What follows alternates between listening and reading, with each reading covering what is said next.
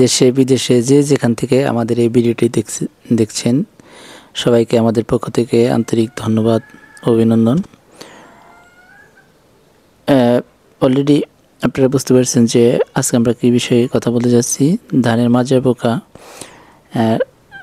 প্রাকৃতিক উপায়ে আমরা কিভাবে মাজরা নিয়ন্ত্রণ করতে পারি এবং ভালো ফল পেতে পারি। জমিতে মাজরা পোকা সাধারণত সকালে কিংবা বিকালে দেখা যায় যে ধানের পাতার অগ্রভাগে এই মাজরার মদগুলো বসে থাকে। এগুলো বাতাসেও এরা উড়াউড়ি করে না, খুব সহজে এগুলোকে ধরা যায়।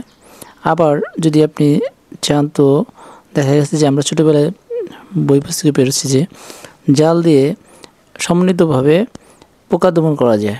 এক্ষেত্রে অবশ্য জাল দিয়ে আমরা এই মাজরা পোকা ধরার যে এক্সপেরিমেন্ট করেছি, জালের ভিতরে মাজরা পোকা আসলেও সেগুলো আবার উড়ে যায়, সবগুলো থাকে না।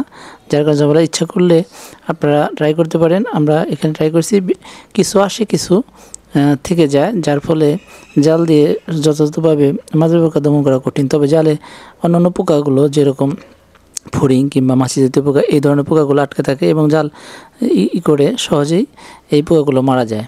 আর মাজরা পোকা যেহেতু খুব আপনি চাইলেই কীটনাশক বা অন্যান্য জিনিস দিয়ে যে মারার চেষ্টা করেন, এক্ষেত্রে দেখা যায় যে ক্ষেত্রে বিশেষ কার্যকর ভাবে দমন করা যায় না। এগুলো 3 থেকে 5 দিন কিংবা 7 দিনের ভিতরে মাজরা পোকা আবার পুনরায় জমিতে ফিরে আসে। এজন্য কোনো প্রকার টাকা ছাড়া আপনি হাত দিয়ে পাতা থেকে ধরে ধরে একটু কষ্ট হলেও ধরে ধরে যদি মারেন, কিংবা মারার পরে আপনি যদি বাঁশের কঞ্চি বা ঝাঁটা জমিতে পুঁতে দেন, তাহলে সেখানে বিভিন্ন ধরনের পাখি বসবে। আর সেই পাখিগুলো মাজরা পোকা খেয়ে মাজরার যে জীবনচক্র সেটাকে প্রতিরোধে কার্যকর ভূমিকা রাখবে। এক্ষেত্রে আমাদের কোনো ধরনের খরচও হবে না।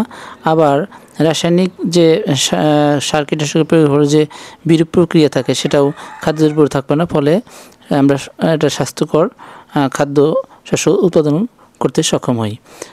এ ব্যাপারে আপনারা আমাদের মতোই চেষ্টা করতে পারেন এবং ভালো ফলাফল পেতে পারেন। এর ভিতরে কোনো ধরনের খরচ এর কোনো বালাই নেই, জাস্ট একটু পরিশ্রম করেই এটা করা সম্ভব। আসসালামু আলাইকুম প্রিয় দর্শক, আমরা অনেক সময় দেখতে পাই যে ধানের জমিতে কীটনাশক ব্যবহার করার পরেও 2 থেকে 3 দিন কিংবা 1 সপ্তাহের ভিতরে বারবার মদগুলো ফিরে আসে।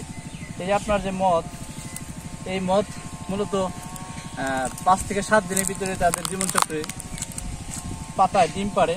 এই ডিম পাড়ার ফলে সেই ডিমটাই আবার তাপমাত্রা অধিক থাকলে 5 থেকে 7 দিনের ভিতরে ওই ডিমগুলো লার্ভায় পরিণত হয়, ফলে আবার সেটা থেকে আবার মদ তৈরি হয়। এই ডিমগুলো সাধারণত তারা পাতায় পারে। আসলে আমরা দেখি এই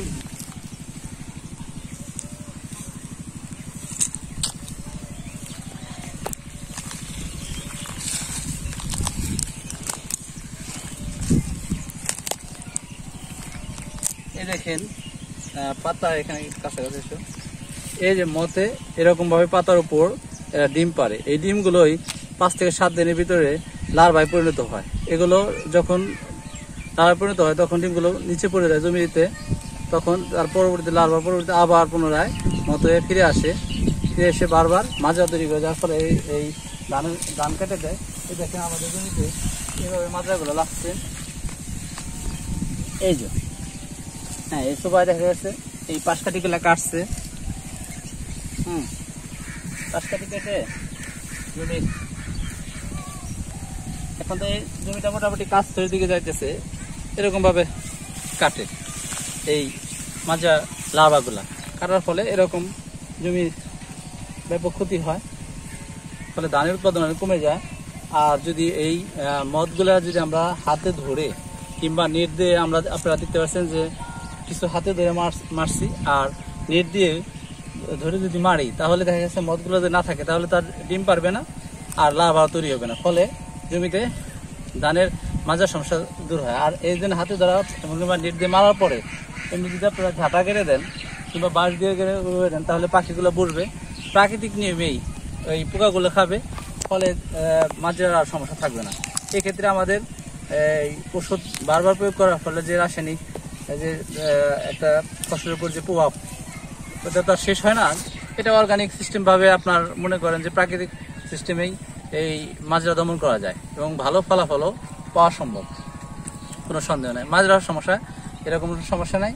এই পাখি বুঝবো, পাখিরও খাবারের যোগান হলো, আবার মাজরা দমন হলো এবং সুন্দরভাবে আমরা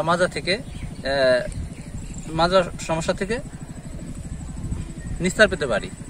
আপনারাও চাইলে এই অর্গানিক সিস্টেমে আপনারা এরকমভাবে মাজরা দমন করতে পারেন, যার ফলে কোনো টাকারও খরচ নাই, আপনার উৎপাদন খরচও কমলো, ভালো ফলনও হলো। এভাবে আপনারা চেষ্টা করতে পারেন। সবাইকে আবার আমাদের পক্ষ থেকে ধন্যবাদ জানিয়ে এখানেই শেষ করছি। সবাই ভালো থাকবেন, সুন্দর থাকবেন, সুস্থ থাকবেন। আসসালামু আলাইকুম।